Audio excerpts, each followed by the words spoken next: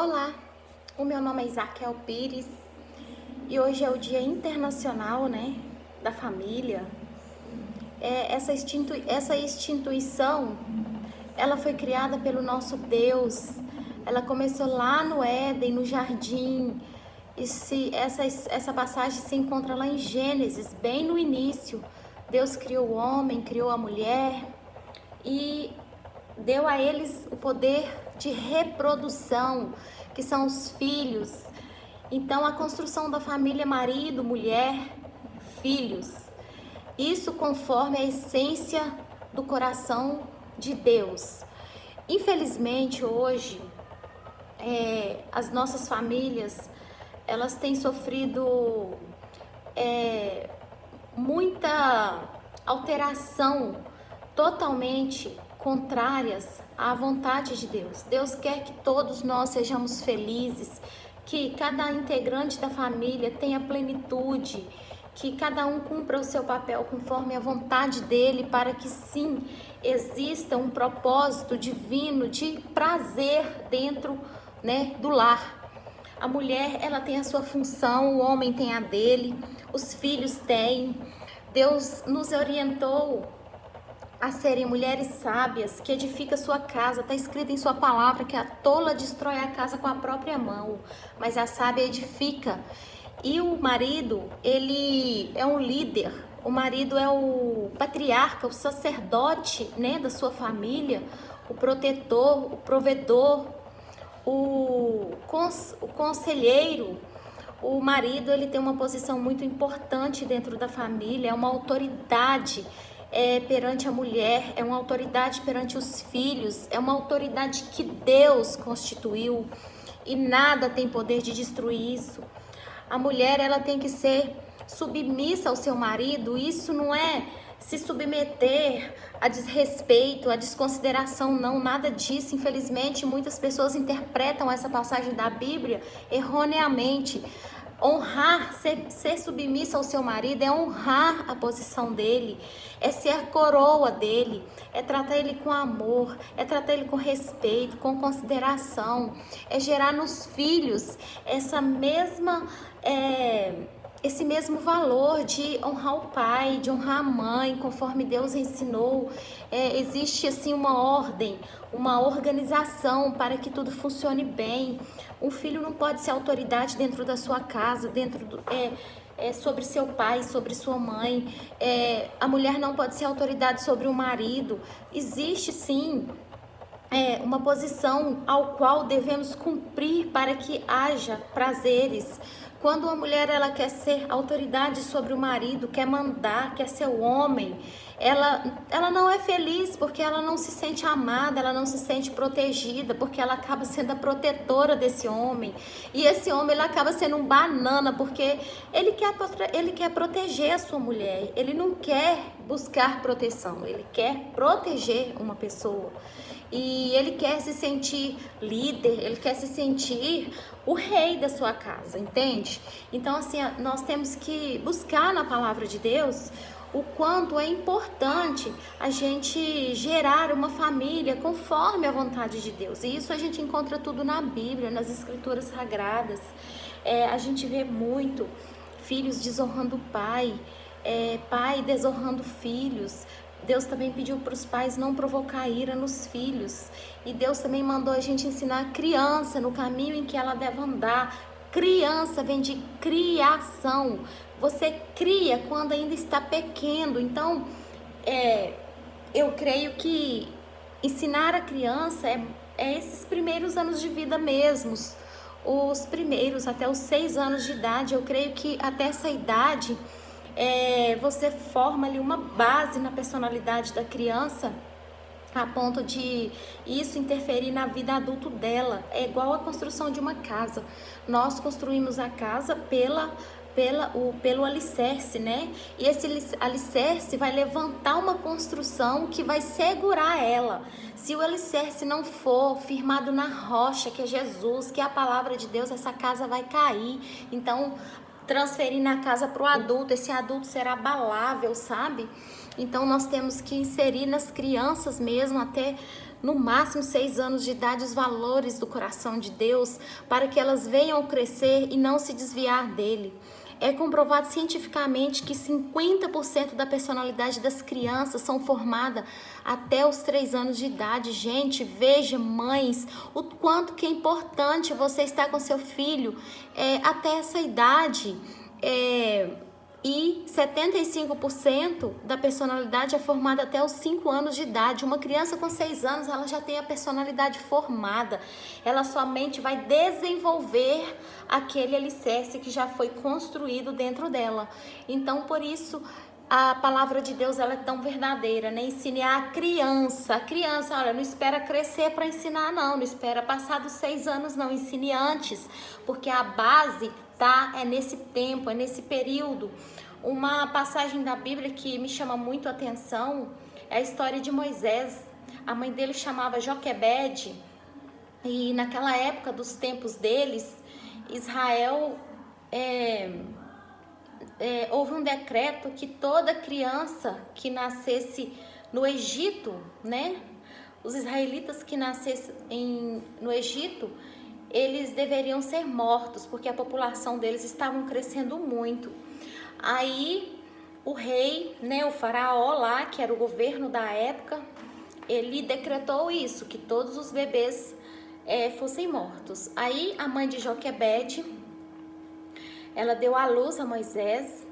Ela era uma mulher segundo o coração de Deus, obedecia seus preceitos, o louvava e o adorava.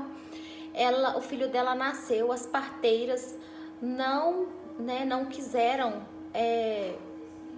obedecer aquele decreto. Elas até mentiam para os reis faraó que as mulheres, né, de Israel, elas eram muito férteis, que quando elas iriam fazer, né, o parto, o bebê já tinha nascido, os bebês eram fortes, entende? E aí ela conseguiu ficar escondida 3 meses amamentando essa criança, e chegou um tempo que ela não teve jeito, ela teve que criar um plano de salvação, né, para o seu filho Moisés. Mal ela sabia que ele seria o líder, né, da sua nação.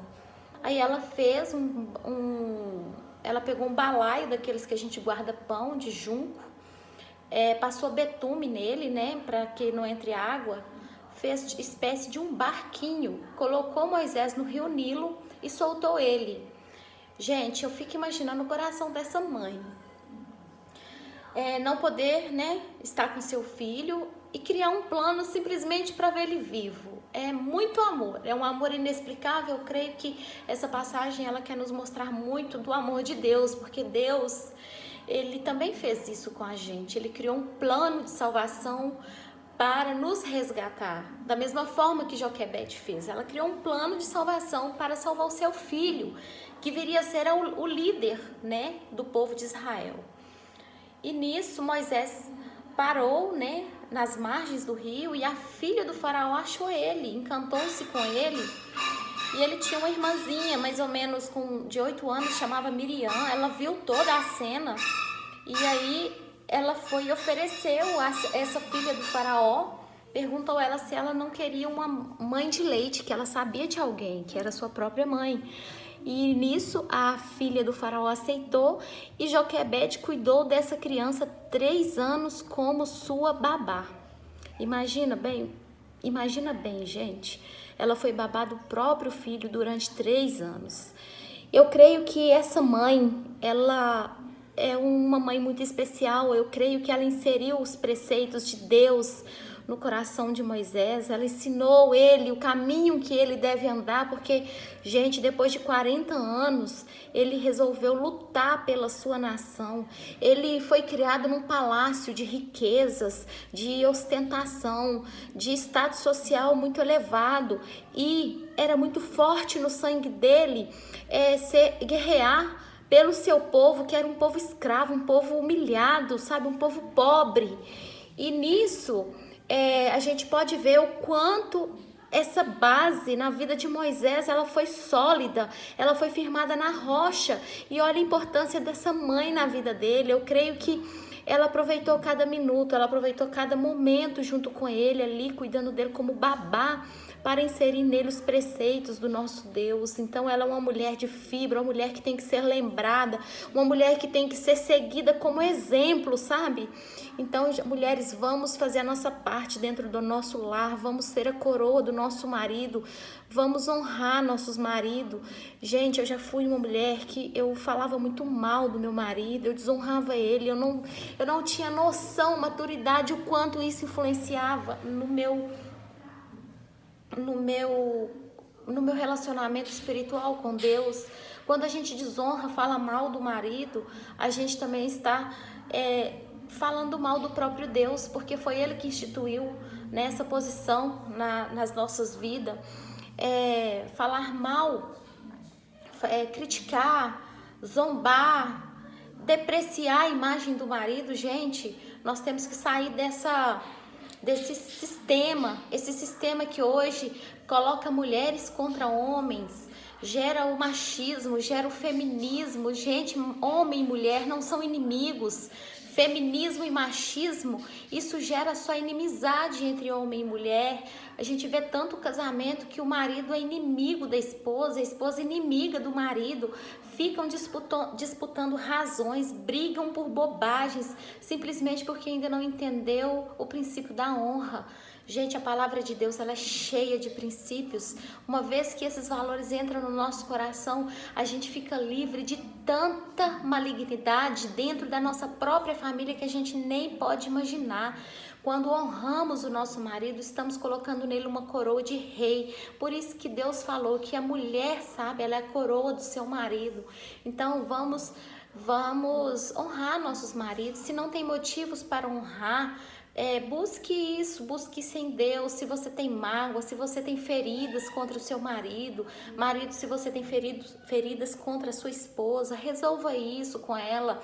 Faça um pacto, faça um acordo de nenhum dos dois desonrar ninguém, que vocês mesmos possam resolver seus problemas entre vocês, que ninguém venha ser palco de deboche, palco de depreciação, né, no casamento de vocês. Então essa é a minha palavra para hoje. Eu desejo a todos vocês um feliz dia da família, que maridos e mulheres sejam restaurados em Cristo, que o amor em casamentos esfriados sejam reconstruídos, que Deus possa inundar o coração da esposa, de cada marido que ouve essa palavra, de cada filho, que todos nós possamos honrar os integrantes da nossa família conforme Deus quer, porque se Ele criou a família no início, ela também não vai acabar. A família é atemporal, ela é eterna. Nós continuaremos sendo família na glória de Deus. Então eu deixo para vocês aí essa reflexão. Mulheres, honrem seus maridos. Se não tem motivos, busque motivos. Busque em Deus, converse mais. Veja o que Ele tem de bom, aprecia, porque a depreciação, ela faz você desgostar. Quanto mais você deprecia, mais você desgosta. Quanto mais você fala mal, mais você implica. E quanto mais você aprecia, mais você ama. E quanto mais você fala bem, quanto mais você honra qualquer pessoa em qualquer relacionamento, mais você considera ela. Então, eu deixei essa dica para vocês. Que Deus abençoe a cada um de vocês que me ouviu, em Cristo Jesus Cristo. Fica com Deus.